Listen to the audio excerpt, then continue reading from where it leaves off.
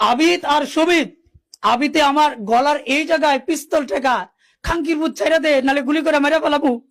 আমার মেয়েটা বলে বাবা আমাকে বাঁচাও। অস্ত্র ঠেকিয়ে ইমামের কন্যা সন্তানকে তুলে নিয়ে যাওয়া হয়েছে। ঘটনার 48 ঘন্টা পরও ভিকটিম উদ্ধার হয়নি। বাসায় ভাড়া থাকে আমার ফ্যামিলি নিয়ে দীর্ঘদিন যাবৎ। পাশের আমার বাড়ির পাশেই এখানে স্থানীয় সুরুজের ছেলে আবিদ আমার মেয়েকে উত্ত্যক্ত করতো। রাস্তায় যাওয়া আসার পথে বিভিন্ন ভাবে জোরপূর্বক হেনস্থা করার চেষ্টা করতো। দুপুর 1:15টার দিকে আমাকে মেয়ে বুঝাইয়া দিয়ে তারা চলে গেছে।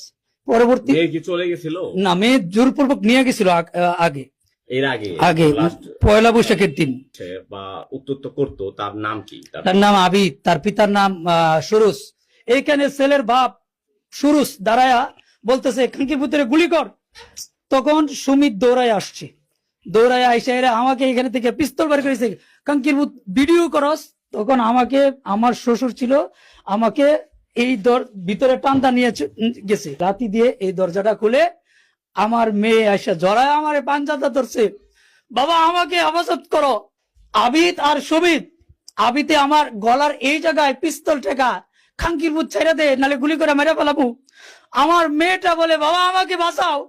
পৃথিবীর বুকে আমি একমাত্র বাবা, আমি একমাত্র বাবা। কত সিনেমা কত কিছু হয়েছে, এরকম ঘটনা কখনো হয় নাই। একটা মেয়েকে তার বাবার বুকের থেকে অস্ত্র থেকে বাস্তব নিয়ে যা, এটা একমাত্র জীবন্ত সাক্ষী আমি। এই ঘটনার পরে এলাকার সমস্ত মানুষের কাছে বিচার চাই। আমার এই ঘটনা 40-45 মিনিট পর্যন্ত এখানে ঘটে। আমি থিপ্পলনানে ফোন দেই, এরা 40-45 জনের মতন একটা গ্রুপ ছিল। এই ঘটনা যখন ঘটা এলাকার কয়েক শত মানুষ এইখানে আসছে। এত শক্তির উৎস কি? সে তার পিছনে কি অন্য কোনো শক্তি কাজ করে? আর পিছনে আমি পরে যতটুকু জানতে পারলাম, এখানে স্থানীয় ছাত্র দলের আমি যতটুকু জানলাম ও ছাত্র দলের একজন সদস্য সম্ভবত, আমি জানি না কোন পদে বা কি আছে। আর ওই সুমিত ওইরকম পরবর্তী এই দুইজনেই পরবর্তীতে তাদেরকে যারা শেল্টার দিছে তাদের নেতৃত্বে যারা এখানে আসছিল। আমার মেয়েও বলছে পাপ্পু একটা ছেলে, ও আর সুহান। আমি পরবর্তীতে তাদের নাম জানতে পারলাম। হ্যাঁ, আমি পরবর্তী এরা নাকি ছাত্রদল করে। হ্যাঁ, এরা ছিল। এরা আমার বাসার থেকে এরা আমার কি বলছে মেয়ে দিবেন না। আমি বলছি না ভাই, আমি মেয়ে দিব না। কি করতে হইব?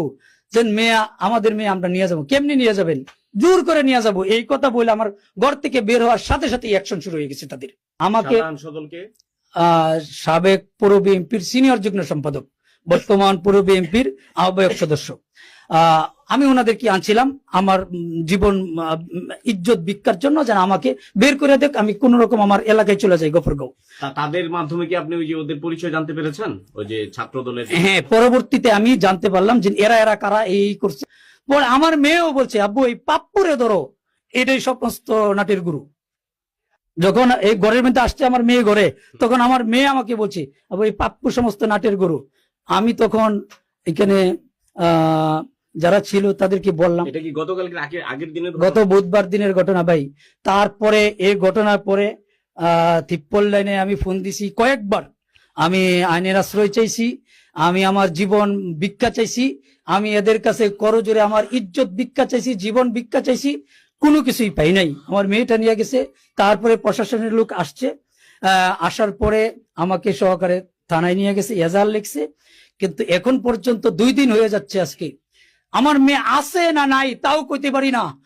এবং এরকম বলতেছে, এবং আমাদের এমপি মহোদয় পর্যন্ত, উপজেলা নির্বাহী অফিসার এবং থানায় একাধিকবার ফোন দিছে এই সন্ত্রাসীদেরকে ধরার জন্য। জানি না কার ইয়াতে এখন পর্যন্ত মূল আসামি ধরে না, আমার সাথে সমঝোতার কথা বলে। আমি জানি না আমার মেয়ে বাচ্চা আছে কিনা ভাই। আমি আজকে আপনাদের মাধ্যমে আমার মেয়ে আছে না নাই এটা জানতে চাই। আমি একজন ইমাম হিসেবে দেশের সমস্ত ইমামের কাছে আমার দাবি, আমার ইজ্জত গেছে, এটার জন্য আমি বিচার চাই। আপনাদের মাধ্যমে, ইমামদের মাধ্যমে, প্রশাসনের কাছে এবং প্রশাসনের সর্বোচ্চ যারা আছে, আমি উপজেলায় সবাই জানাইছি, আমি এখন পর্যন্ত কোনো বিচার পাই নাই যে